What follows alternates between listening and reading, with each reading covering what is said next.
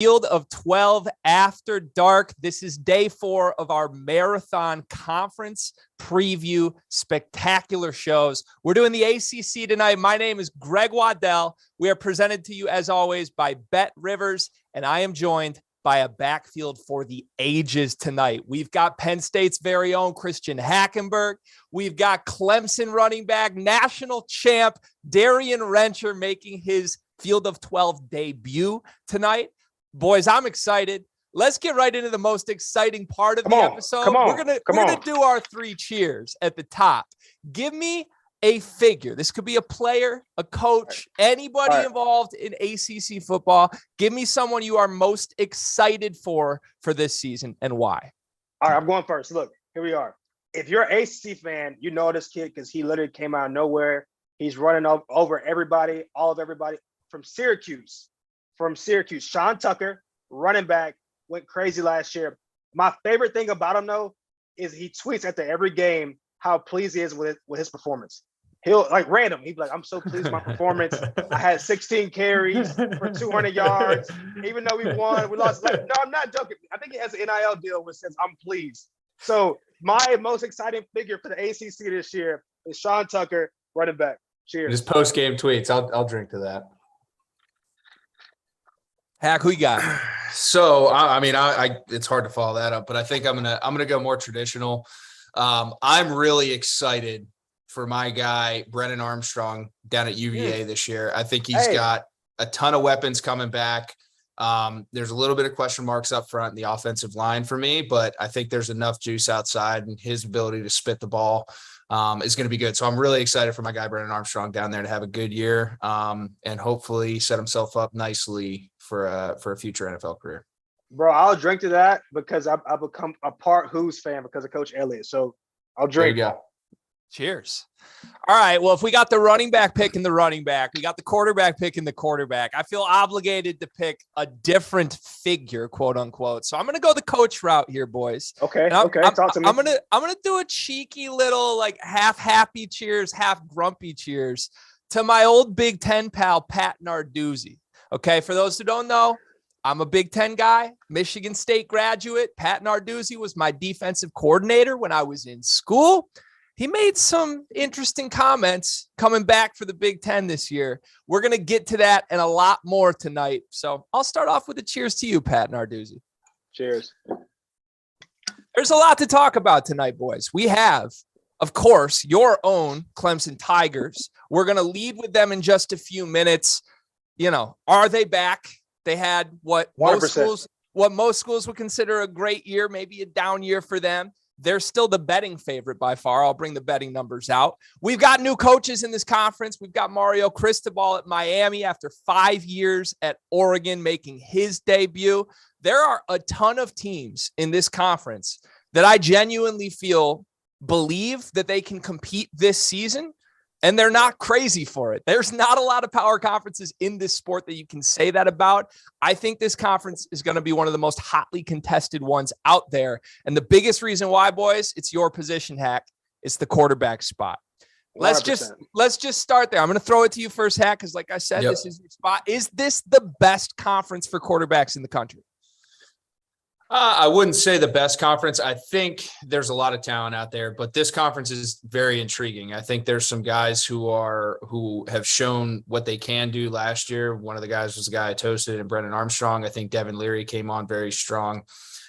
There's a lot of guys who are going to have a chance. Some new coaches coming in to see how they adjust.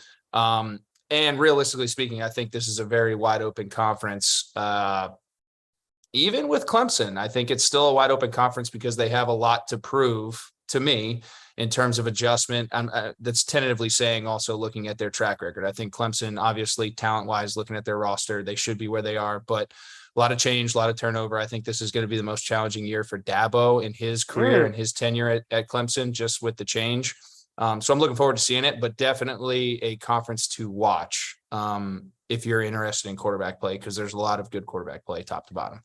All right, I'm gonna follow that up with this. I think this is maybe Hacking say I'm wrong. I think this is one of the most well-proven quarterback groups in the country. You look at, like, statistically, the guys have put up numbers. You got Armstrong. Obviously, Hartman's out. Devin Leary, Van Dyke. And then at the same time, I feel like some of these quarterbacks have the most to prove. You got a guy like DJ, who obviously had as much hype going the last season as anybody in the country, was the first in the Heisman running. I think he has the most to prove out of any quarterback in the country, but definitely the ACC to prove he can be the guy for Clemson. Then also Phil Jerkovich. People sleep on Phil Jerkovich. Dude, we were game planning for Boston College a couple years ago, 2 years ago before he got hurt. And dude, he's a dude. I think he could way beyond potentially be a first-round pick. He has the size, got the arms, he got Zay Flowers. So I think I'm excited. Now, obviously, you got guys like Malik Cunningham, playmaker. Jordan Travis, the playmaker. So you got a lot of different types of quarterbacks, but at the same time, I think what most proven and also they got a lot to prove this year. I'm happy you mentioned Malik Cunningham because just so you both know, I don't know if Hack knows this or not. I'm a little bit of a degenerate gambler. Okay. I love to do that with college football. Malik Cunningham, I bet on that dude every single game last season. He's my favorite player to tail. He'll cover the spread for sure. I mean, he'll cover the spread. You got all kinds of oddball things. I mean, he was basically a 4,000 yard guy. He was about a couple, what was it? 80, 90 yards short of 3,000 yards passing, rushed for 1,000. So yeah, he rushed for 20 touchdowns. I mean, he had the most in the conference. And at the same time, there's no look. Here's my take. There's no Lamar Jackson, and if they won a couple more games, more than 50%, I think he gets a lot more praise than he does. I feel like nationally, if there was no Lamar Jackson, what he's doing is crazy. Like game planning for him is not like no cakewalk. Like he's a playmaker. Is he the best dual threat guy in the country? He's got to be. I mean, who else? As far as I can't think of anybody else. I mean, Jordan Travis is fast, but I feel like even that offense is kind of wishy-washy sometimes. But I think the way that Louisville has traditionally had their quarterbacks in those positions, you named him, in Lamar Jackson, it's the offensive scheme sets up for him to be as dynamic as possible. They really use the quarterback run game to kind of balance things out. Yeah, that makes sense. All right. So to sum up the quarterback conversation, my spin on this, it may not be the most talented, like you said, Hack. They're missing a CJ Stroud. They're missing a Bryce Young. They're missing a guy who I think is a no-brainer Heisman hopeful type guy, right? But I think it's fair to say it might be the deepest contingent of quarterbacks in the country. And on that note, I'm going to force you guys to play a twisted little game here. Everybody's heard of the whole marry, screw, kill game, right? We're going to do a field of 12 version of that quickly. Okay. This is for 3 quarterbacks. I'm going to throw ACC quarterback names at you. Darien, we're going to go to you first here. The 3 names, Devin Leary, Phil Jerkovich, and Tyler Van Dyke. I want a touchdown, marry, first down, screw, and I want a turnover on downs, who you'd kill from that group. Leary, Jerkovich, Van Dyke. Can I have a confession here? I've never played this game in my life. Okay.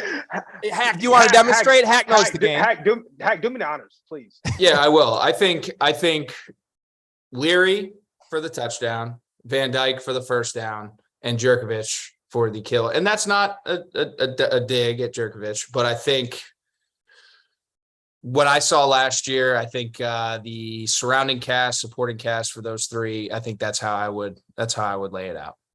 Okay, so it's basically who do you trust most to least, right? 1, 2, 3. And we're going that way. I think I like Leary because he's very efficient. Playing against those guys, I mean, that offense runs through him, and I feel like he doesn't make mistakes. That's why I look at his game. He doesn't make mistakes. He's very efficient. It makes the right reads, whether that's a 5-yard pass or a 20-yard pass, he puts it on the money. So I'll go him. And then I'm going to go Jerkovich. I'm telling you, I think Jerkovich is a dude. I think Van Dyke, he definitely surprised a lot of people. I ain't say he surprised himself because he knows he's a baller, but coming as a freshman, I think if he can follow that up, I think he definitely could be in the conversation for me the best in the league. But I'll go Leary, Jerkovich, Van Dyke. Wow. I think a lot of people would be surprised that Van Dyke's 3rd in that group. I kind of had a little star next to his name. I think he's carrying a lot of weight for the Miami preseason hype. What was your answer then? Give it yours. Honestly, I think I'm going Van Dyke for my touchdown, Leary for my first down, Jerkovich for my turnover. But I also haven't seen as much Jerkovich as either of you guys have. I'll say that. I've seen the national TV games from Van Dyke and Leary more than I've seen him. Right. So, all right. When he transferred from Notre Dame, he came for blood that first year. I say people forgot, bro. I think he is a dude for sure. There's a lot of dudes in this conference. I mean, there's no shots at anybody. I know we're already throwing shots 10 minutes into the episode, but there's a lot of good players in this conference, especially at that position. All right. Speaking of good players, we're going to go to Darien's alma mater here.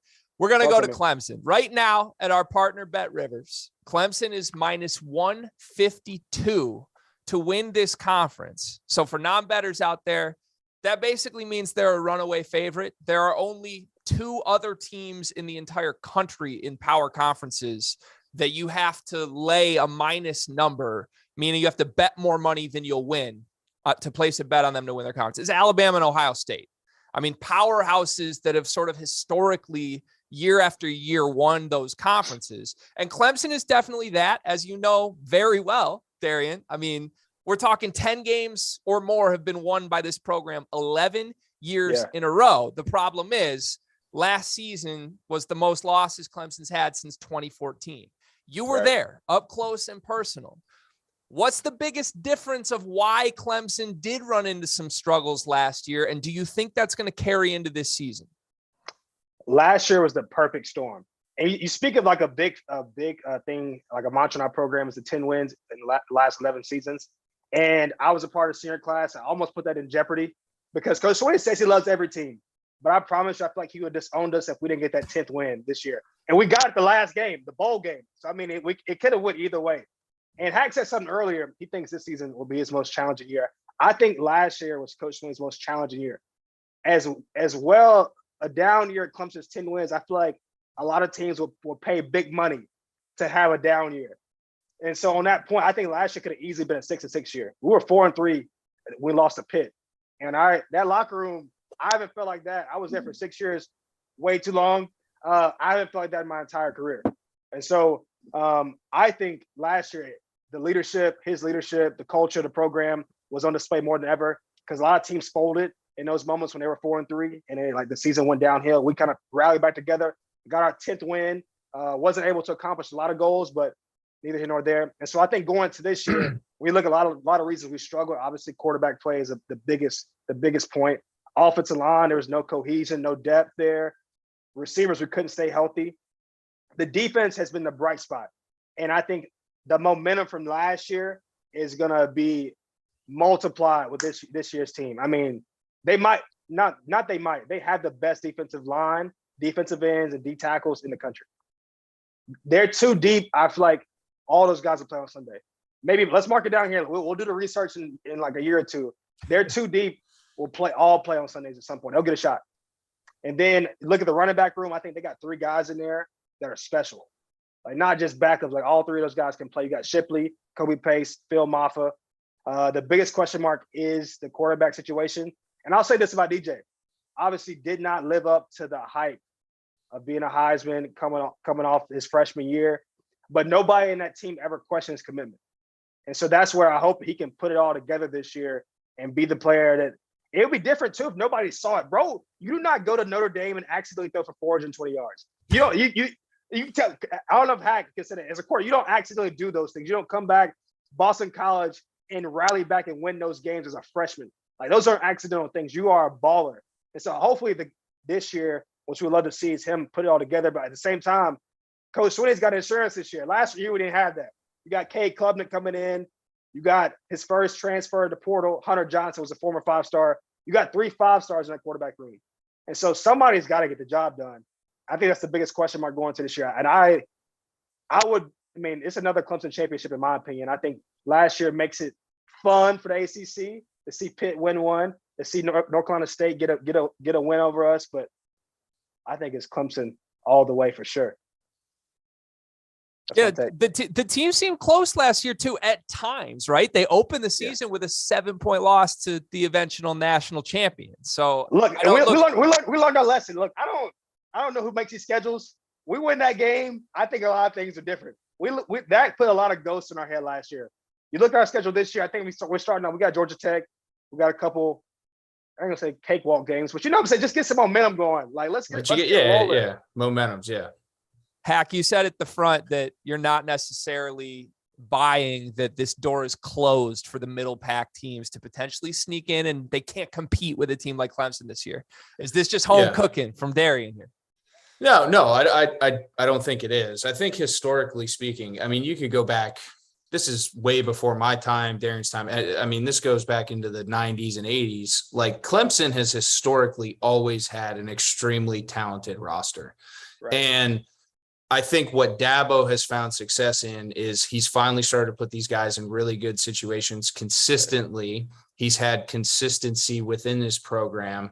And I think that has bred the success that they've had. And now the problem is when you set a standard like that and you have the dominance that you've had, especially when the Florida States and the Miamis, who traditionally have run the ACC, have been down, you got to prove it year in, year out. And I know that you said a 10-win season, you know, a lot of programs would pay a lot of money for that. I completely agree with you. But when you've had such a stronghold on a conference that has been down, historically speaking, to what the other talent within the pool has produced, that puts question marks. And the reason I said I think this year is going to be the biggest challenge for him is you lose defensive coordinator, you lose offensive coordinator, both of them take head jobs. The offense was the biggest question mark for that team in terms of consistency last year. You had the guys, you had the roster. What was different between DJ and Trevor? That just me watching and not being in the locker room. And I understand there's a lot of different dynamics. That was my biggest question mark. And then you have the strongest part of your team and your defense. The guy running the show leaves and takes the head job at Oklahoma. So that's where I think I trust the fact that the guys in the locker room and the standard, and I think Dabo is a big culture guy, like you said. I trust the fact that that's going to carry them through into this year, but ultimately you have to wait and see. When you don't have for sures and consistencies like that, I think that leaves room for hesitancy in terms of how you evaluate what's to come. They got the talent. They got the guy running the show who's done it, who has a standard set. Can you carry it on with new guys at the helm at different positions and different roles within your coaching staff? I think Dabo can do it, but I want to see it, right? I'm a show me guy. I'm a show me state guy. Sure. Like I want to see it. You know what I mean? So I have the utmost confidence in him, but I think it's still out there. On that note, for his legacy, even though I feel like he's solidified, he's a GOAT in college football terms. But you look at his legacy, this last run has been with Coach Elliott and Coach Venables. I think if he can do what I believe like the program is set up to do when he's capable of, I feel like this next run of him hiring new coordinators is really going to show his brilliance, in my opinion. I feel like the program is set to make this next leap. And the funny thing you say that, I mean, the guy he studied under has been doing that the last 5 years down in Alabama. So I think that there's some ties to that. And I think that's a fantastic point. You see Saban year in, year out, he sets the standard, he has the program runs itself, and he's been able to just filter in offensive coordinators, defensive guys, those guys leave and go take other jobs, but it's just been rinse and repeat and everyone gets in line when they get in there. This year is Dabo's year to see if he can do that and make that turn. And I completely agree with you. Hack, I want to loop back to DJ here, because from a quarterback perspective, obviously careers, they're both long and short, right? If you play 4 years in college as a 4-year starter, that can feel like a decade.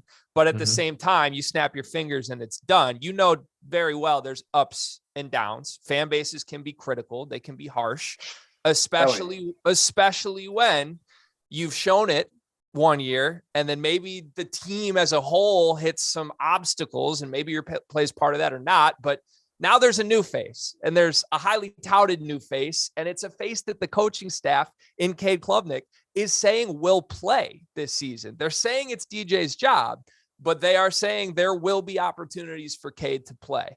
How does that element impact a quarterback mentally?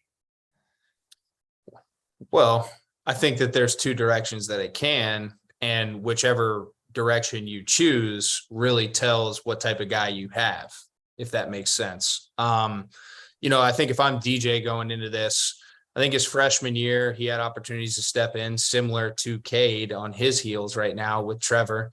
And to your point, Darien, I mean, went out and played fantastic, some stupid numbers against some really good teams and some really cool venues.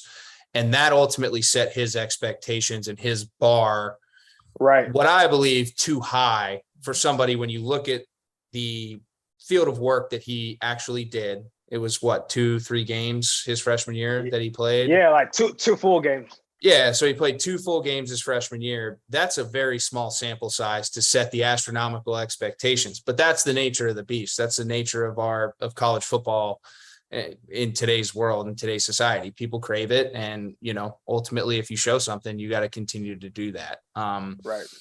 I think for him, he just needs to get back to sticking to what got him there, trusting in himself, because obviously no one in their right mind will say DJ is not talented enough to do what he does. So right. I think there's got to be some cohesion with the offensive scheme in terms of putting him in positions to do what he does best. I think you have the flexibility at a place like Clemson where you can do that because you're not hindered by a lack of talent in really any position on the offensive the offensive side of the ball. So if I'm DJ, I'm focusing on that and control what you can control the controllables, go out when you get your chances, do what you're coached to do and do what your talent allows you to do. And he cannot look over his shoulder. If he does, he's setting himself up for failure. He needs to continue to just keep his head down, stack those little wins day in, day out. And like I said, guy's got NFL first round talent. He 100%. just has to stay in the process and prove it.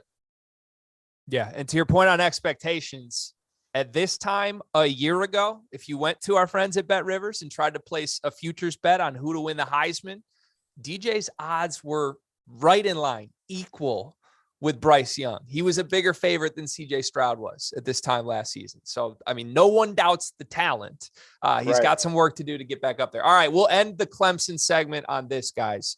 I'm going to give you 2 options. And again, this is back to the BetRivers prop. But all right, you either got to pick who wins this conference. Is it Clemson or is it the field? Darien, I think I know what your answer is going to be. You said the field? The field meaning any other team. Anyone else. Any other team in this conference but Clemson. Look, I'm trying to not be biased. I obviously have a Clemson jersey hanging right behind me. But, I mean, we're talking facts here. Like, I believe the program, the precedent, the culture, is, if anything, last year I feel like it makes the ACC more exciting. But it's been dominance up until that point. It was 6 in a row. I thought last year would be the 7th. It obviously was not. I think Pittsburgh won it. They lose 2 of their best players. They lose Kenny Pickett, Jordan Addison. Obviously, come back with a good defense. Wake Forest was in the running. They lose Sam Hartman. NC State is the only one I think that could. Obviously, they're on our side of the division. That's going to be a game. October 1st is going to be. In the way both of those schedules looking, NC State, man, I don't know who wrote their schedule out, but they're trying to be undefeated for sure. I think that, let me pull up their schedule real quick. Bro, they're playing like, hold on. Those first games, they got East Carolina, Charleston Southern, Texas Tech, UConn, and it's Clemson. I'm like, dang, if you was just trying to get ready for Clemson, just say that. But Clemson is my pick. I believe the defense is going to be one of the best in the country. The running back room, field, receivers, if they can stay healthy, it could be some of the most talented guys that come through the program. The biggest question mark to me, even though people question DJ, is the offensive line. Last year, we had no competitive depth. And that is, I think it's going to serve so many of those guys well this year. You got a lot of cohesion amongst the starting 5, but a lot of young competitive depth in that O-line room. And I think it made DJ see some ghosts at times. So I'm going with Clemson. I think it's going to be the 7th out of the 8 the past 8 years. Another Clemson championship. That's what ACC stands for. So Clemson's my pick. Same question to you, Hack. Like, I got to hear. Is it the field or is it Clemson? No, I think you make a great point there, Darien. I think early on you're going to kind of figure out. I think both teams' schedules do set up well for them to that October 1st being kind of at least a divisional and if not a conference defining moment. I do think that Clemson ultimately has the roster, and I think they have the leader in Dabo to right the ship, get everyone rowing in the right direction, and and get it done this year. That's not to knock the other teams. I think that there's some cultures that are being defined, NC State being one of them. I'm really excited to see what happens down at Miami, because it would be great to have them back on the big stage of college football. It would be, man. Like them Florida State, like you want them to be good, you know? I'm telling you, man, it's better for the health and wealth of college football. So I think, this year, I think it's going to be Clemson. But I think that there's some really good developing things happening within the conference, coming off of what I think have been a few lackluster years, comparatively speaking. Agreed. In terms of depth of the conference. Right. So let's jump to some of those developing contestants, you could say, right? Let's stay in the Atlantic, because I think preseason, the darling team is the one you said, Darien. It's NC State. Right. They've got Leary leading the offense. They've got 10 starters back on defense. This is the second consecutive year that they're bringing 10 starters back. I mean, this is essentially 3 straight years of this same defense. It was the second best defense in the ACC last year. I'd argue it's the only defense in the ACC that's going to hold up on paper with the talent that Clemson can roll out on that side of the ball. So I'll go to you first, Darien. Do you take NC State seriously as a major threat to Clemson's hopes at a title in this division? No, I think you have to, and they obviously got up on us last year. They won that game in double overtime. And just, if you watch the ACC, especially Clemson and NC State, it's a rivalry already. There's a championship on the line. There's a trophy being presented whoever wins that game. And it's stayed in Clemson the past, I don't know, however many years. And this year, it's NC State now. And Coach Sweeney and Dave Doran have an interesting little, you know what I'm saying? There's some sauce there. And we feel as a program, that's a game that's like a culture game for us at Clemson.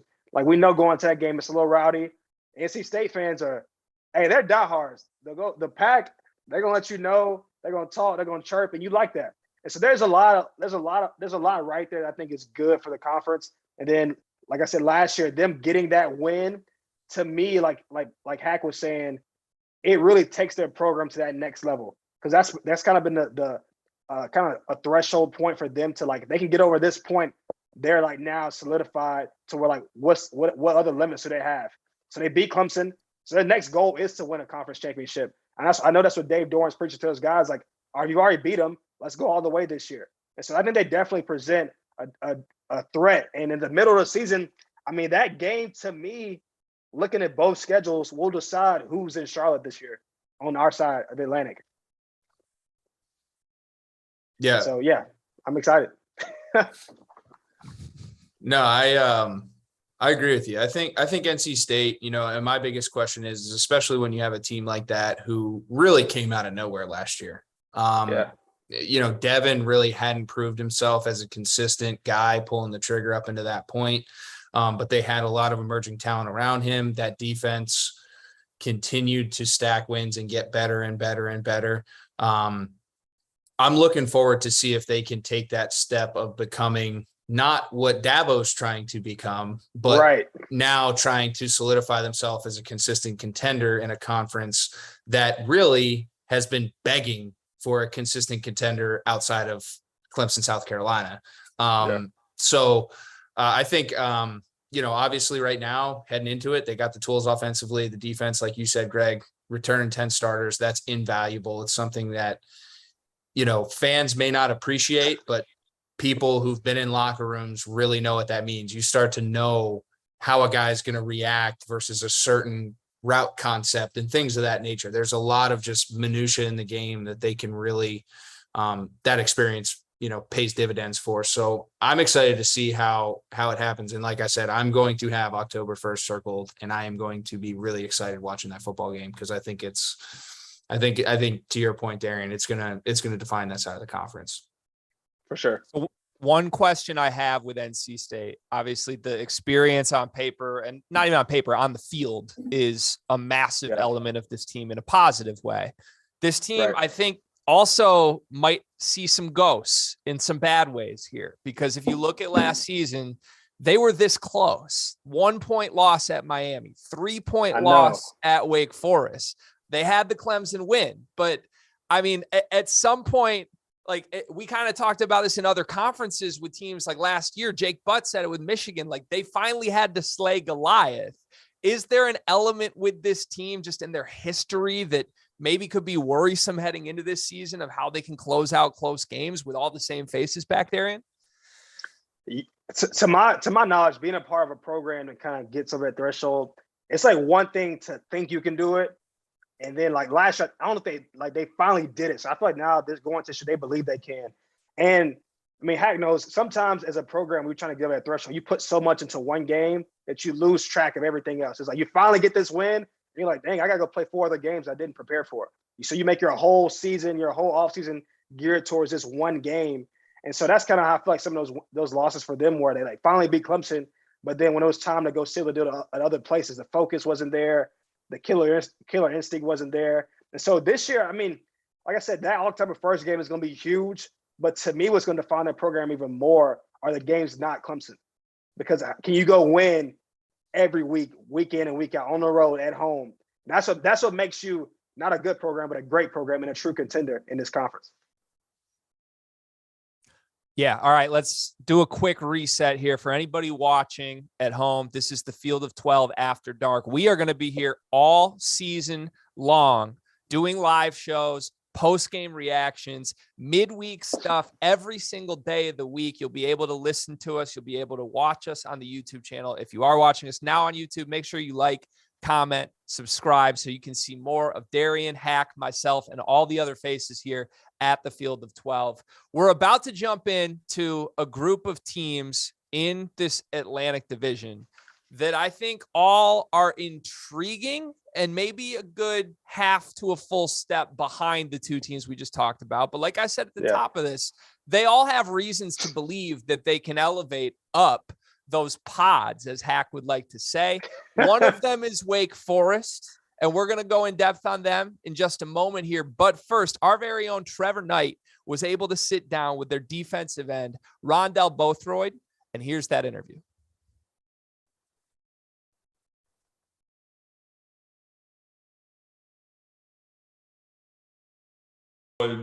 Number 40 on the field. Some would say number 1 in your hearts. Rondell, how we doing, man? Pretty good. How are you? Appreciate you having me. Yeah, absolutely. Thanks for being on. Hey, walk us back through this offseason. I know you didn't participate all of spring, but give our listeners a little insight into the offseason there in Winston-Salem and leading into those dreaded summer workouts.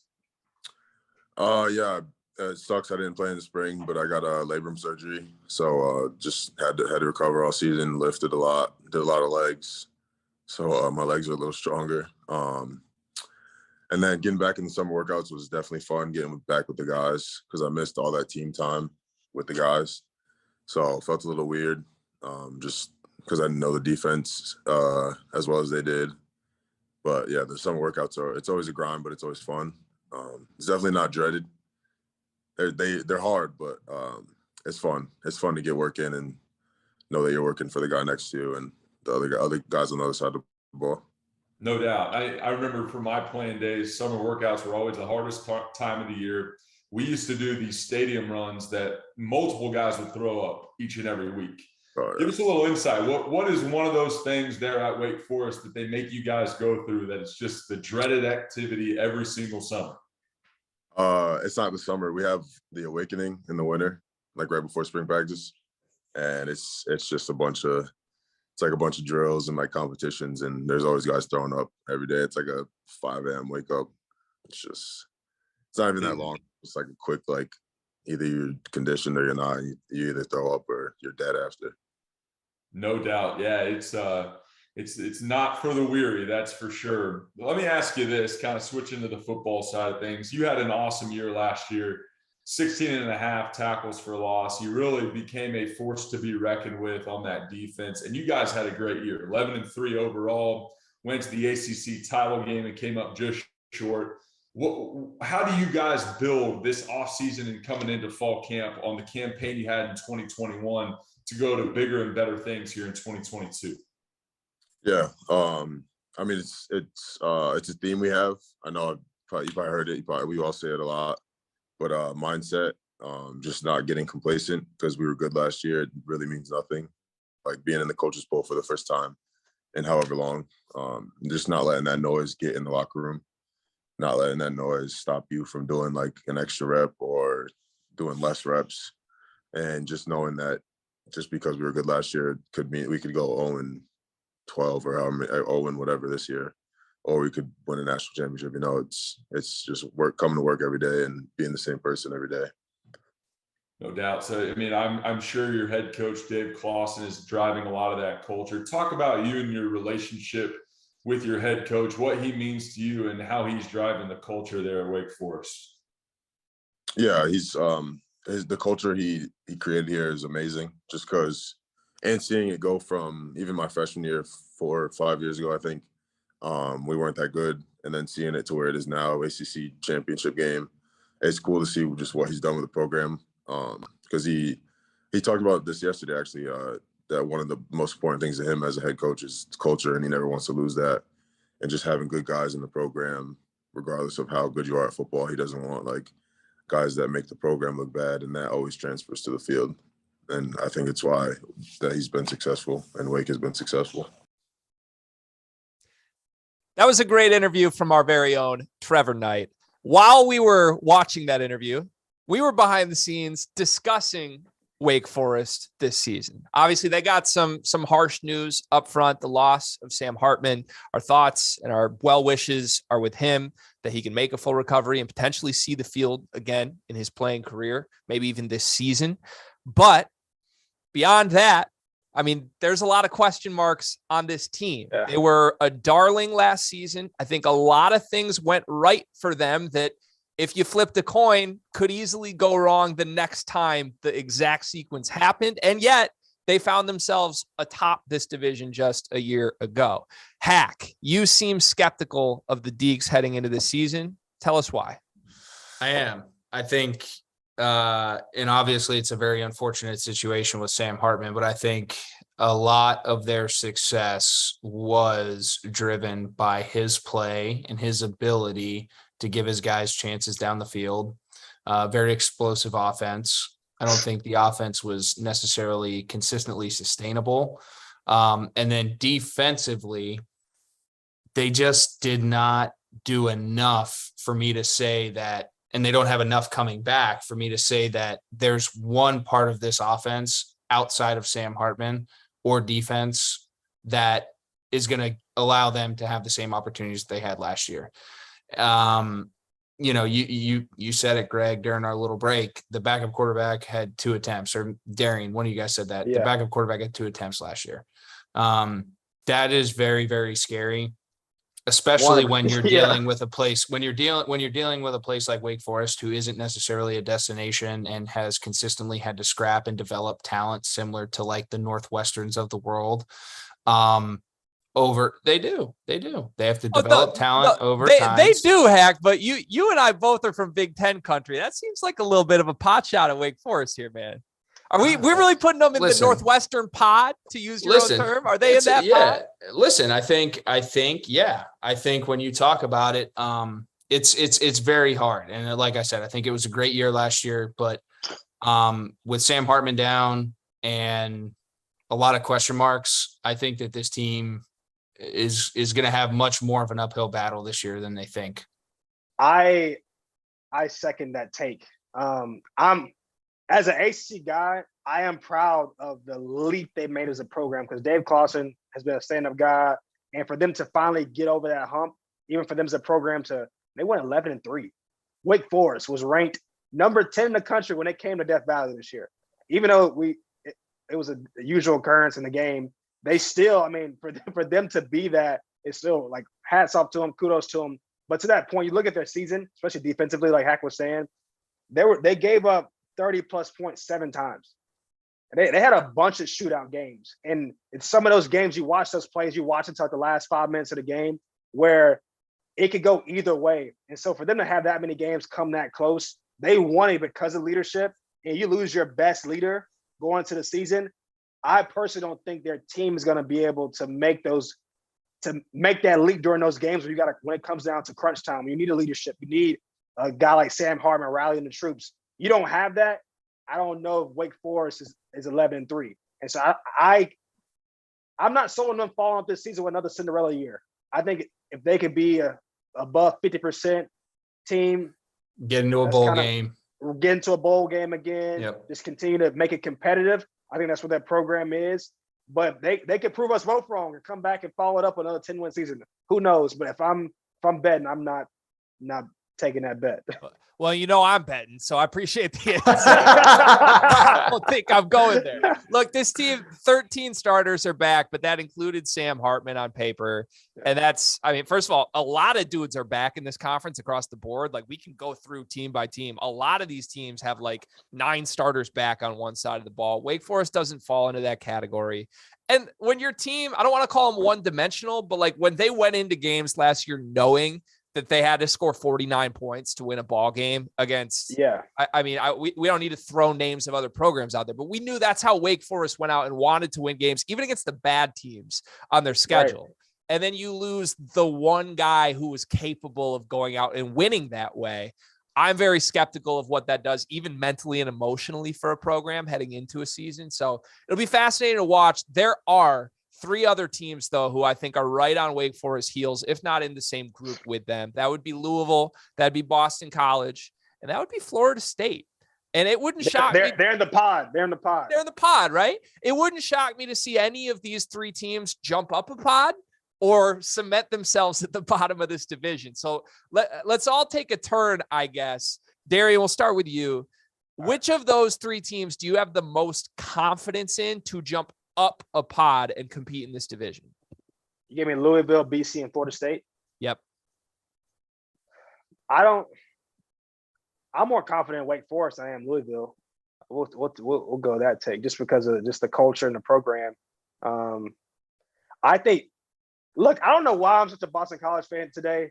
I'm going Boston College. I think they have their scheme works, and they're a hard-nosed team. They've always been known. Like when you play Boston College, those linebackers are gonna hit hard as hell. They're gonna try to run through everybody's face. And whether that works on that day of the game, that's what they're gonna try to do. They want to play bully ball. They're intimidating. They're tough. They play in the cold. They wear no shirts when they warm up. All that stuff. That's what they do. And so I like Boston College being able to make that leap. And I feel like the question mark last year was just that supreme quarterback play. I feel like Phil Jerkovich can fill that role. You got a really prominent receiver in Zay Flowers. You got a big burly running back that can be like an AJ Dillon-esque, like he was when they had some good years there. And so I like Boston College. I will say, like Hack hit on this earlier, I would love to see Florida State get back to being the powerhouse. It just makes everything better. And it's like traditionally Clemson, it wasn't Clemson, NC State, it was Clemson and Florida State. It would be really cool this year to see a Clemson, NC State, Florida State kind of going back and forth. And speaking of even coach like Norvell, Florida State paid him to bring them back. Like that's what he's getting paid to bring Florida State back to the prominence. Because you look at talent, they put out as many first round like NFL guys as anybody. They can never have a good team. That's always been the downside to Florida State recently. But so hopefully they can they got Jamie Robinson down there. Hopefully they can figure out something around Jordan Travis. They always had a couple good backs. And so I would love to see them be a contender, but I'm going Boston College out of the 3. Darien, let me ask you this real quick, and then we'll get your answer on the same pod grouping there, Hack. So you mentioned it with Norvell that he's he's essentially been tasked with get this program humming the way it was before you were here. Right. He's 8-13 in his career as a head coach. If he doesn't get this back above the level it's been in his stint so far at this school, is this his final shot?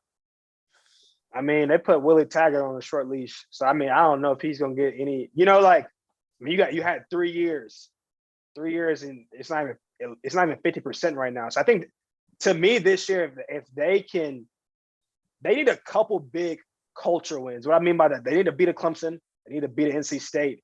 They need a couple big home games, especially home games for them. Because you look at typically Florida State, you travel to Florida State as traditionally in the ACC. That's a game where that place is rocking. Like Doak Stadium, that's a place you go. You're like, man, I'm going to play in Tallahassee. Like recently, they just got to get some more buy-in. Like a lot of even their fans don't show up to games. Like stuff like that has just been non-traditional. So I think this year they did a couple big wins. Program was looking at their schedule. They got NC State on the 8th, which would be a big win. They got Clemson following. They got NC State and Clemson back to back. Now that's going to be an interesting little October for them. If they can get one of those games, I thought that puts them in a good situation. Interesting is a word. Also terrifying maybe is a word. I mean, like I'm if you can't tell, I'm kind of out on Florida State. I just think across this conference, like we've sort of said what the formula is to compete. It's return a bunch of guys on defense. It's have a great quarterback. Florida State doesn't have that, right, Hack? Here's Greg. Here's something that I'm gonna throw at you. I had a take similar to this. You know, when you look at programs, history of college football, standard of winning, I brought up Nebraska. Where do you turn if you get your prodigal son in Scott Frost out of there? Is that a destination job any longer? Is it? I think Florida State is. Maybe not. Is Florida State still that? I think that's the line they're towing, though, right? Like, I think that is the line they're towing, because I think the next guy stepping into that understands that he, to your point, Darien, is going to have to establish or reestablish a culture, because I don't think Norvell's done that up to this point. And that's something that Florida State has always had. The guys, when they step in that locker room, they understood the history of the program. They understood the weight that bared, and they shouldered that and performed accordingly. So I think that's my only scare of like jumping ship too quick on two coaches in a row. It's making that job less and less attractive administratively, let alone all of the other issues that I think are going on down there from a culture standpoint. Yeah, I like what you're saying, because the only person that could come in and fill those shoes would have to be a big time name like a Deion Sanders. Like, honestly, like, to where you have the confidence as a human being to go in there and be like, we can make this thing work, but if not, I'm still gonna be myself. Like, it's tough. It's really tough. I mean, their whole recruiting pitch is getting them back to what they've been. Like, you look at the last decade, I mean, before Clemson we made our run, it was Florida State's league with the Dalvin Cook era, Jameis Winston era. And so that's what they pitched to recruits. And so I would love to see them make that leap, because traditionally, we think of the ACC, Florida State has been that. But the past, 7 years, it's been tough. And the past, especially 2 years, 8-13, they haven't been the team that everybody wants them to be. Yeah. The other thing I would say, just in evaluating how short of a leash someone has, maybe in light of the fact that this has been Clemson's conference for 5 years, and all of a sudden last year, Wake Forest is at the top of this division, right? We made our own Wake Forest jokes 5 minutes ago. Right. So what does that say if you are a coach who's heading into his 3rd, 4th year and you're still finishing at the bottom of that division? When the door is open, it doesn't bode. I get you. I agree with that. Don't forget, I mean, Pitt. But the expectations, though, too, Greg, expectations are different. You know what I mean? If Wake Forest has a season like that once every 10 years, great. They're probably going to keep paying that guy. Florida State, the expectation's different. So, you know, when you're dealing with that, you have to balance the weights of both of those issues in terms of consistency and relevance and expectations and meeting those. And that's a tough weight to balance, but you have to have buy-in top to bottom. I'm talking administration all the way down. Yeah, that makes sense. All right, back to the original hypothetical, Hack. Of that group, Louisville, Boston College, Florida State, who are you highest on heading into this season?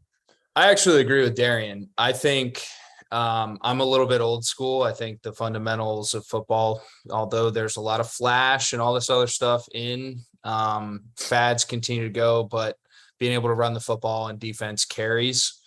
Boston College had a spectacular defense last year, 3rd in the conference. That's always been a part of their DNA. And I think if I'm going to throw my hat in a certain ring, I'm not going to go for the flash, burn it down, have to win 45-42. I'm going to go with the guys that can stop the other team, control the ball on the other side of the football, on the offensive side of the football, and then be able to make plays off of that. And I think when you have a guy like they do as their trigger man, there's a good chance to let him get a little bit more comfortable into year 2 and 3 here and see what happens. Yeah. Yeah, I could squint and see Boston College's formula to a path of winning this division here, similar to NC State's, right? It's return a bunch of guys on defense. They were top 3 in scoring defense in the conference last year, and have a quarterback that can win you games and make plays when it matters. And I think across the board, I would lean, obviously, NC State. That's why we talked about them as a real competitor to Clemson. Right. Boston College still a tier below that, or a pod below that, as we like to say. But I agree with you guys that there could be separation. Look, I love the pod model so much, man. For anybody wondering what this pod term is, we're going to get to our rankings from 1 through the bottom of this conference to end the show. Hack's a little bit of a, I don't want to say diva because he's the face of this thing. You know, he's the pretty face of the field of 12. He likes to play by his own rules for that. He likes to go pods. So we'll see. I've allowed him to do that, by the way. I'm a Hack advocate for that style. And I appreciate that, Greg. You're welcome. I appreciate it. All right, let's jump divisions here. Let's go to the Coastal, a division that doesn't have a big monster in it, unless you're buying into the Miami preseason hype. Mario Cristobal is here. He's got the flashy staff, the new coordinators, Josh Gaddis, Kevin Steele. They return starters. They return the quarterback. All that's fun. It's great to say out loud, but I want to remind people this team was 3 touchdowns away from Alabama last year. They were 3 touchdowns away from Michigan State last year. There's still a little bit to go as far as on-field wins go to compete with the best teams in the country. Darien, I'll go to you first. How excited should Miami fans be? Can they really run away with this division potentially, or is it going to be closer than people think? All right, this is a side note. This is something I am disappointed in Miami for. Now, listen to this. I thought the best thing they had going for their program the last 5 years was that turnover chain. It was obnoxious as hell, but look, y'all got they got a bunch of turnovers. They might have led the league like the past however many years. I get Cristobal wants to come in and build a new culture, but bro, that might have been one of the most Miami thing, having a gold Cuban link, and then at the same time it worked. Like, it actually produced results. So that's neither here nor there. I'm not a Miami proponent, but like, I thought that was crazy. Thought that was a crazy thing to go in there and take the chain away. Thought it was a little weird. But my take on Miami, look at the end of their season. Obviously, once De'Aaron King went down, you look at what Tyler Van Dyke, his resume from last year, put up a lot of yards, was very efficient, throwing touchdowns, his touchdown to interception ratio was very good. But they won 5 of their last 6 games, which is a big thing when you think about building a program and like carrying that into the offseason and that being the momentum you carry into the season. I mean, winning the 5 of your last 6 games, a lot of teams probably couldn't say that at any level. They lost a lot of games they lost were very early on in the season. So you look at how they're thinking about how they finish, their pride, their confidence going to this year. I think it's very high, and it has a reason to be. So they actually won, and they won games. And so, and like similar to Florida State, I think their alumni base is probably one of the most proud fan bases and alumni bases in the country.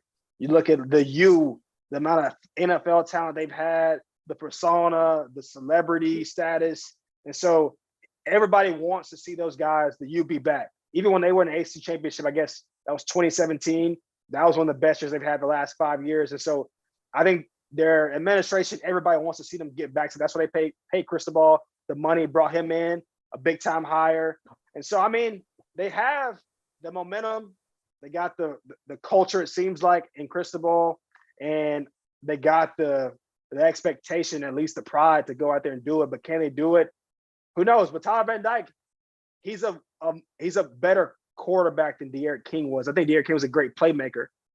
But as far as like putting the ball down the field, I mean, he gives them that ability to really make those big time plays. So what you're saying, though, Darien, is the ACC swag as a whole is at an all-time low because we lose the turnover chain. Yeah. And then not only do we lose the turnover chain, though, Dabo Swinney's hitting the gritty. That's supposed to carry this for the whole conference. Oh, man. Look, I'll give you that one. Look, he did get he called a slack fan, but it wasn't terrible. I mean, he got a little freaky with it, dude. He got a little freaky with it. It was good. Like, I mean, what other 50-year-old white man's out here doing a gritty that night, you know? But whatever. But no, I'm serious. Jeff Goodman is not. I'll tell you that. The lights went out. Don't worry, guys. Don't worry. It was Dabo doing the gritty. I know. It took my lights out. Yeah, dang, dude. All the power. I'll touch on this a little bit though. I think Miami's got a soft spot for me because I think the foundation of that program was built similarly, but not to my program and my alma mater. I think there was a very blue collar, us against the world. We're going to do it our own way. And I think that goes back to the national championship game back when Penn State and Miami both faced off. It was, the straight and narrow, and then, the berets and all the whole thing, man. Like you saw two totally different mindsets, but at the end of the day, when you cut through all that, the foundation was blue collar, our own way. We're going to do it a certain way. And I think bringing in a guy like Cristobal, who understands that, who is there for probably your most prominent years or a portion of your most prominent years program is great. And I think getting Miami back is going to be big. I think they have pieces in place this year, similarly to what you touched on, Darien, at the quarterback position. In terms of recruiting talent, they do not have to go far. There's plenty of talent in their backyard. And I'm telling you, all of them would kill to be in Coral Gables on a consistent basis because that's a fantastic destination. But 100%. Yeah, I'm telling you, man. But I really do think that Miami is poised. I'm very curious to see what type of mentality that team comes out and plays with. It's a wait and see for me. But I'm optimistic because I think they have the right people in place. They have the right direction that they're headed from top to bottom, head coach all the way down to the athletic trainers in terms of where they want to go with things. Cause I think that's how Cristobal is going to run the ship. So I'm excited to see how it develops. I feel like Hack just pulled like a Simon Cowell, America's Got Talent, not a yes or a no, but like a come back in a year or two and we'll see. We'll keep an eye on you. And we like, I did it pretty, I thought I did it pretty elegantly. It was very nice. It was smooth. I also want to say this about Miami because Hack hit on this. I was down there training for like my NFL combine training. Look, if they can figure out how to win games, they will not lose any more recruits in the state of Florida. Bro, I mean, what? It's Coral Gables, dude. Bro, it's Coral Gables. You're close to Miami. You in the city. Look, the only people are leaving because they want to win. So Cristobal and them can figure that out. And look, let's touch on this for a quick second. Let's talk about NIL for a quick second. They're in one of the biggest markets in America, if not the world, in Miami. If they can figure out how to win some games, they're going to be loaded with money. Probably already are. But I mean, like what you said, though. I mean, look at the NFL talent that's been there. They've been begging to get behind the program. They've been begging. Right.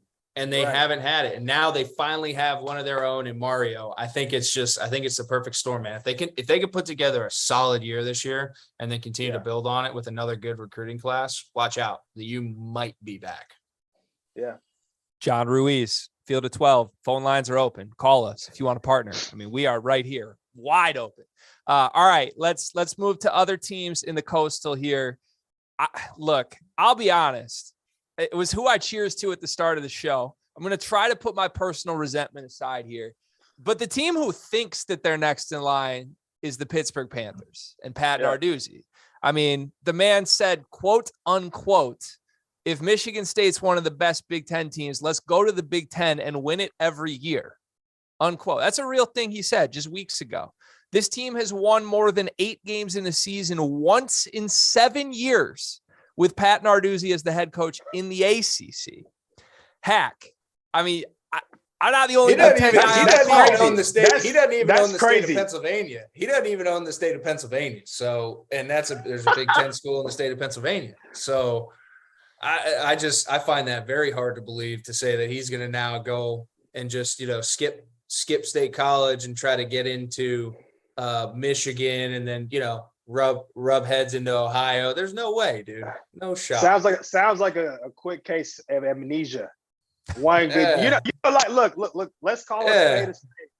I think Pittsburgh we played in the ACC championship in 2018. We won it all that year. I remember that game, rainy game, and Pitt like NC State, like both those coaches are very hard nosed. They play tough. Those guys believe in what Narduzzi is doing, just like the guys at NC State believe in what Doran is doing. And so I kudos to what they've done last year. I'm not. Last year wasn't a fluke for them because their whole program for the last couple of years has been built for that year.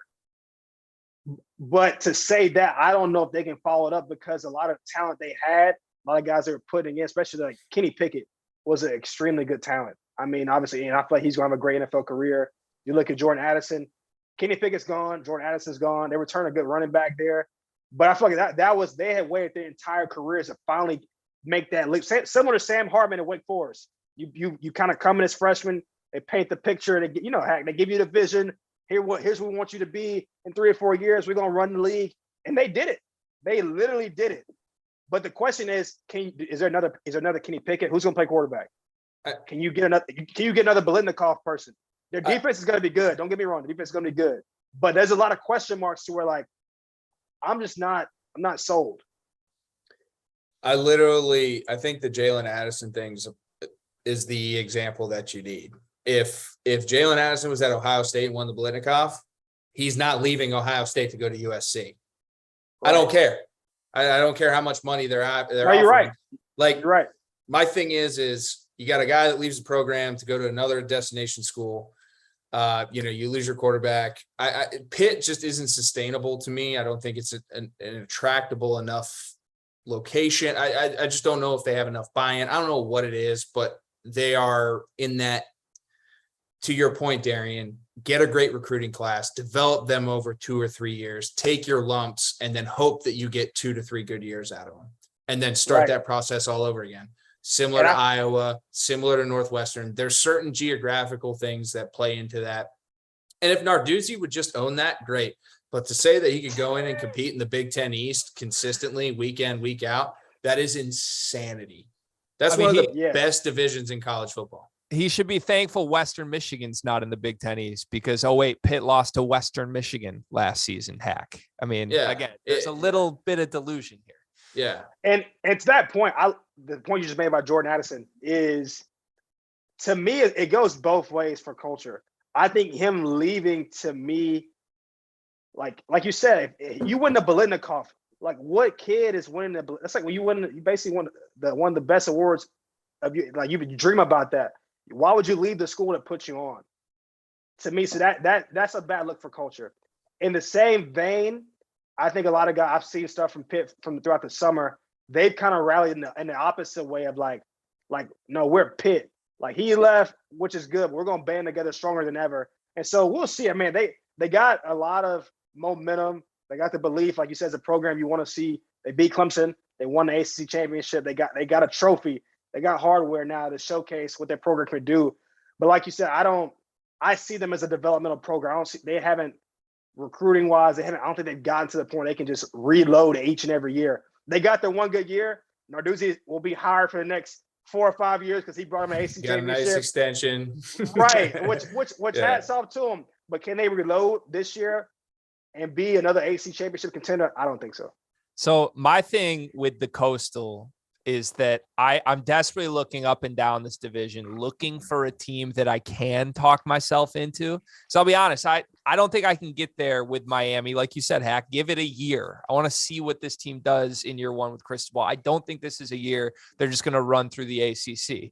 Pitt, look, they returned 15 starters. If I squint, I can see it because even though they lose Addison to USC, they bring in a big name from USC in Keaton Slovis, a guy, he threw 3,500 yards as a true freshman, you guys, at USC.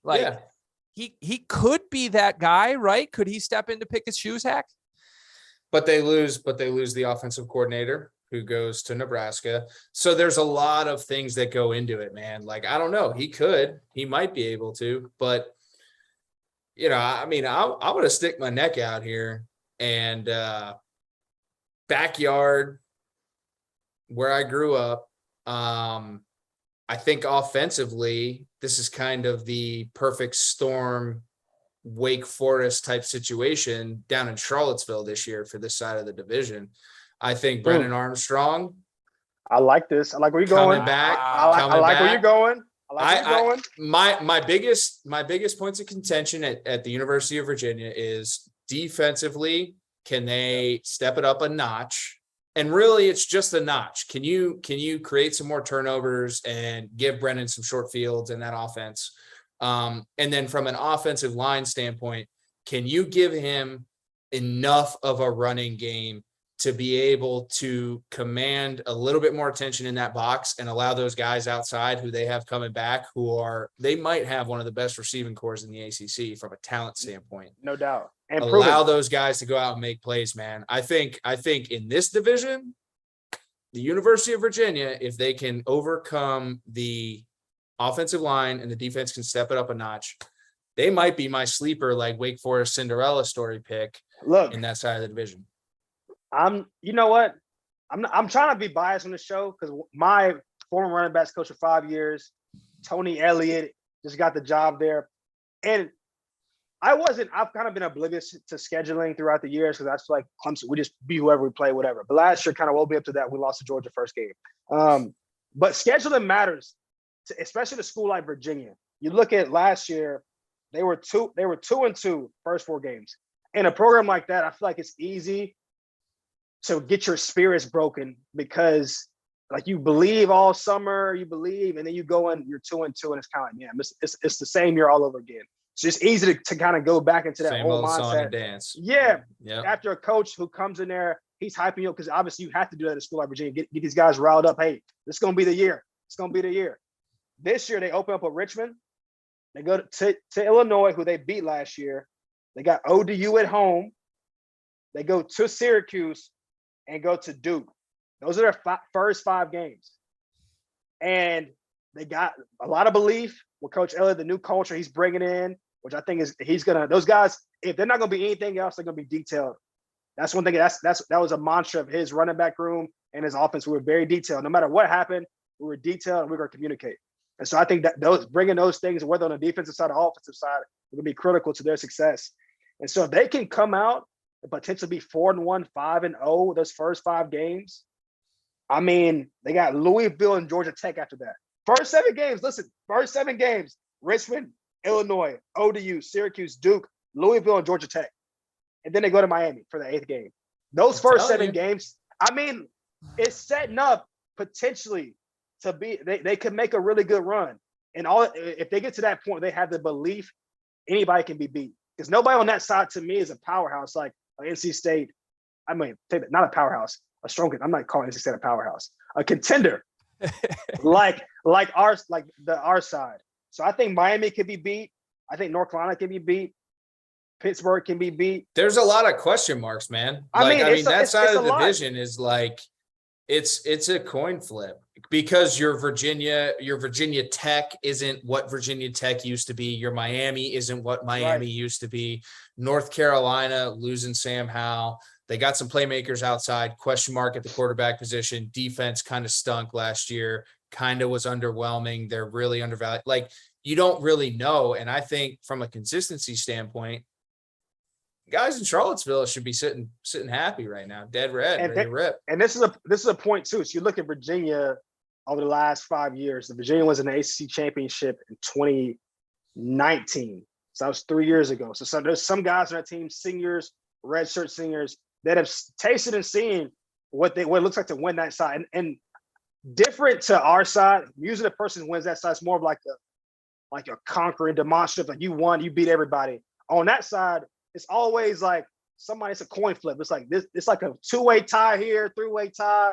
Somebody gets. I don't know how they settle it out. And so if they can be in the mix this year, which I think amongst the Miami, Pitt, like be in that mix, I like a good year for Coach Elliott at UVA. He's got the support. They got the belief. Brennan Armstrong, to me, once again, like I feel like people don't recognize the numbers he's put up the past couple of years. Bro went crazy last year. I mean, he can play, man. Yeah, he kind of gives me that like, this is all right. Don't go crazy with this comparison. It's the only person I can compare it because he's a lefty. That's the only quarterback I know is a lefty. But he does a lot of quarterback runs, almost Tebow-esque, but like he's tough as hell. And Coach Elliott is really big on quarterback runs. You know what I'm saying? Like, but here's the thing. Play style. I would compare him more to like, and this is going throwback, but like Steve Young-esque. I don't think he's but Steve Young made plays with his feet. Like Brennan can get out and get busy. He's pretty deadly accurate. I haven't watched a ton of him. I've watched enough of him to be confident enough to say with what he's got coming back outside, his production last year and what I saw, I think this year they can turn the corner. Again, biggest question mark is up front. Is defense, and up front, can they give him a run game that they can at least expand upon offensively in terms of play action, RPO, all the other fluff that comes into it. But they need to be able to run the football, and defensively they need to get a little bit more. They need to go up. They don't need to go up 2 or 3 notches. They just need to probably go up a notch or 2.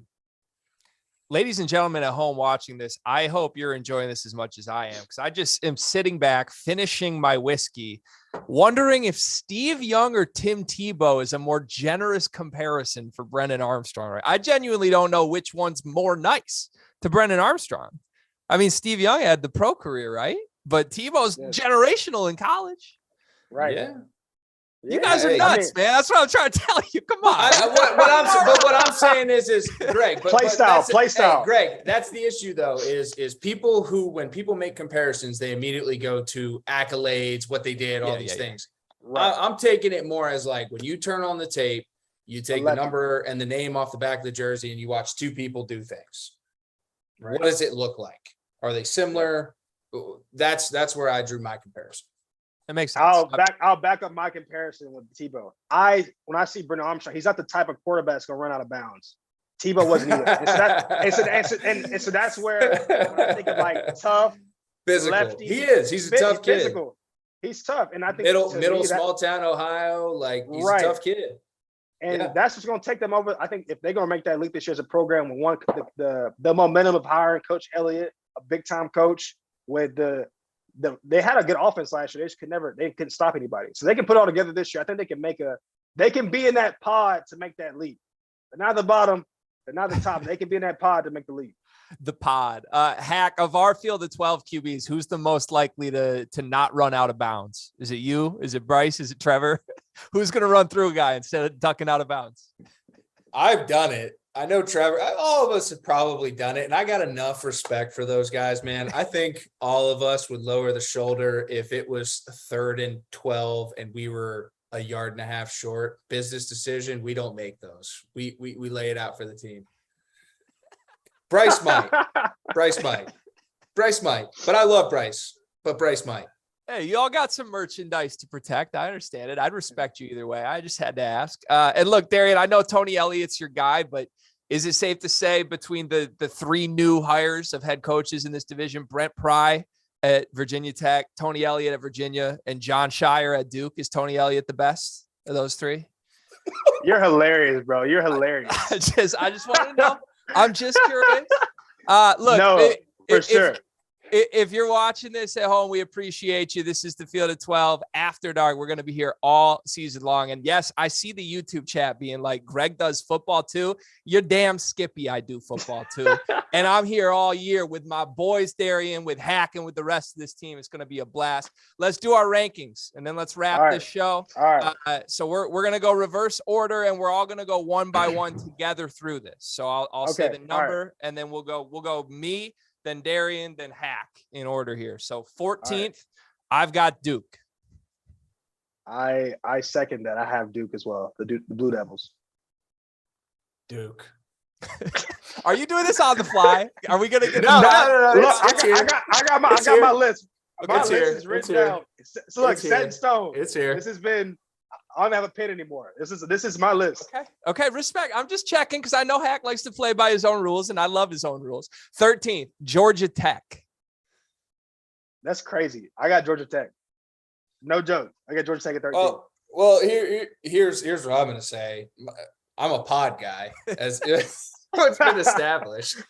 So my 13 is Syracuse because I think it's a toss up. I think they're coming soon. They're coming soon. So we're in the same pod. They're coming. Yeah, soon. I'm gonna say good segue. 12 for me is Syracuse.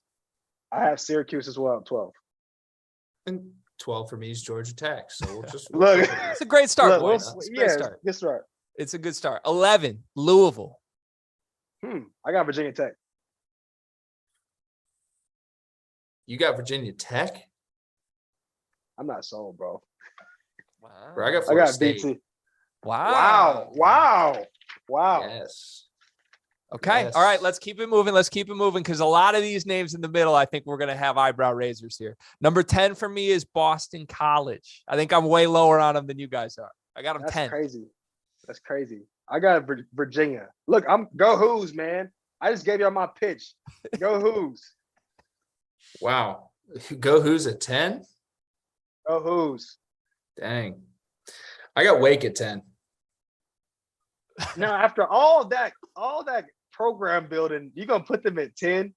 Now they lost Sam Hartman. I told you I'm not buying it. I told you I wasn't buying it.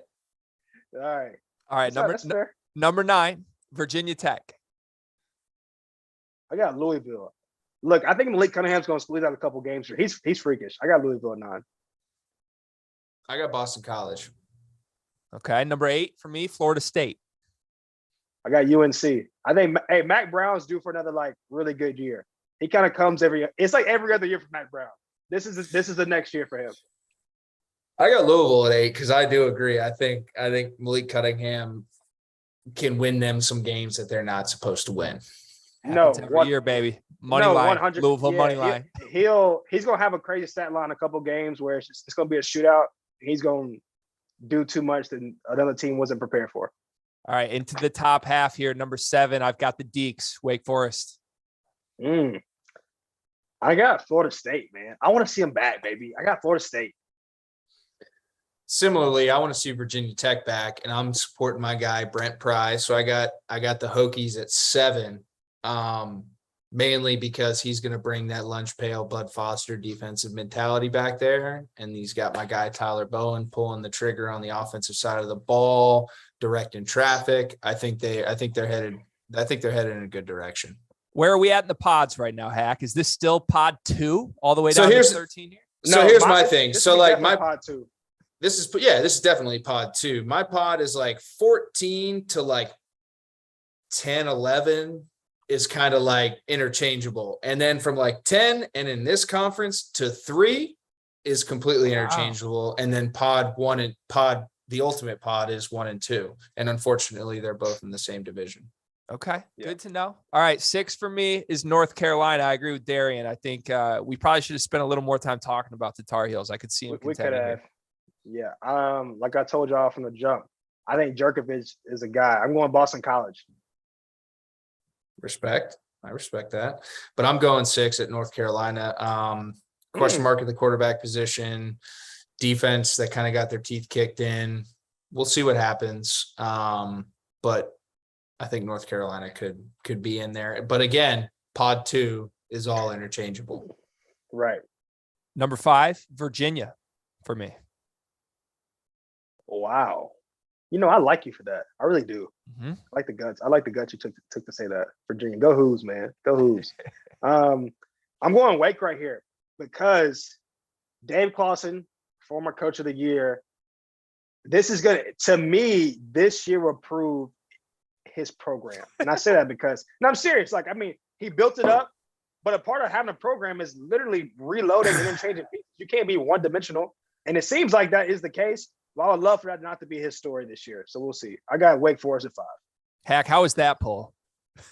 It was good because I got UVA at 5 as well, Greg. Hey, I'll drink to that, man. Friend. I'll drink to that. Except my drink's gone because when you compared him to Steve Young, I had to finish that. All right, number 4 for me is Miami. I'm not buying them as the true top tier contender this year. I think they finished 4th. I got Miami at 4. All the shit I talked on Pitt, I got Pitt at 4. But we'll see. I got Pitt 1 spot higher. The Fighting Narduzzi's at 3 for me. Who you got? We might finish off the same. I got Pitt at 3. They got the pride. Here's the thing. They just won the ACC championship. They got at least some pride. Pride's gonna win them a couple games. Now the pride, there might be a fall coming, but they gonna do all right. I got Pitt at 3. And I got Miami at 3 because it's all about the U. They got some talent down there. I'm really excited about Cristobal. I know I got them high. Again, like I said, pod. But on that side of the division, 10 through 3 is interchangeable. But I'm excited about Miami with Cristobal. I agree. That's a good take. So you're really telling me we could flip-flop Miami and who's your 10, Hack? Who was 10th? I forget. You're supposed to write that down because you got a graphic to show. Wake Forest was 10. We could really flip-flop Wake Forest in Miami. You feel fine with that? Apparently, Yeah, Darien. I would think so. Look, you got a proven program. You got a program that's trying to prove themselves. I feel like put them in the same pod. Okay. All right. I think we're into the top pod now, number 2. Yeah. And it should be consensus. Is NC State at 2? It better be consensus. Yes. It's NC State at 2. And it's Clemson at 1. Yes. For sure. Run it down. Darien, hey, cheers to your Tigers, man. Back on top of the world already. Hey, man, look, it was a perfect storm last year. We got our 10 wins. I think this is going to be a big year for Coach Swinney's legacy. I think it's going to be a big year for the Tigers. Look, here's my last take on Clemson. I didn't say this earlier. I've been on 290 teams, and to me, Clemson has a chance to compete, but I don't think every year I've been there we had a chance to win it all. And I say that because you get a couple, it's like every other year. Like we're talking about Pitt earlier. Pitt's developmental program is for them to be a contender within the conference. I think Clemson is competitive enough to win our conference, but I don't think every year we're able to really win a natty consecutive years. I think that's coming. But you look at the past trend, we won in 16, 17 was kind of like a competitive year. We lost to Bama, won in 18, 19 we actually go back to back. We lost to LSU. 2020 was kind of in it running. 2021 was the year we had last year. This year, I think they have all the ingredients for a championship team. You got a lot of good senior leadership.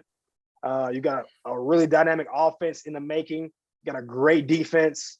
And so the makings of a good team are all there, and you got a chip on your shoulder. And so to come off last season, every year we won it all, we lost the year before. And so I like this year's team. I think this could be one of those years at Clemson. I think we're due for one too.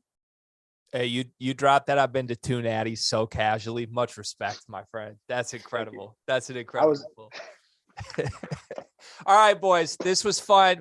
Thank you to everybody for watching. Like I said, we're going to be here almost every single day of the week, all college football season long. Follow the Field of 12. Follow the Field of 68 as well, our basketball version when that gets spinning up. We are brought to you by BetRivers. Hack, Darien, this was much fun. I'm sure I'll see you guys again soon.